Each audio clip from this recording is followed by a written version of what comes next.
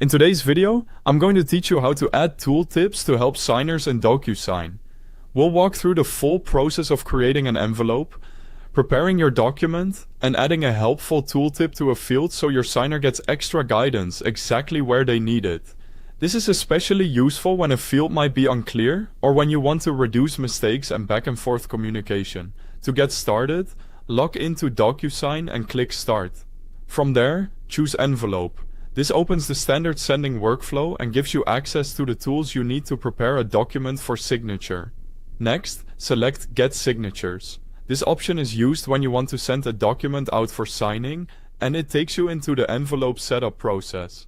Now upload the document you want to send. Make sure it's the correct version before moving on, since this is the file your recipients will review and sign. After that, add your recipient by entering their name and email address. Be careful here, because the signer information needs to be accurate so the envelope is delivered to the right person. Once the recipient is added, click next to open the document preparation screen. This is where you'll place fields and customize the signing experience. From the Fields panel, select the field where you want to provide additional instructions. A common example is a text field, but the same idea applies to any field that may need clarification. Drag that field onto the correct location in the document. With the field placed, click on it to open its settings.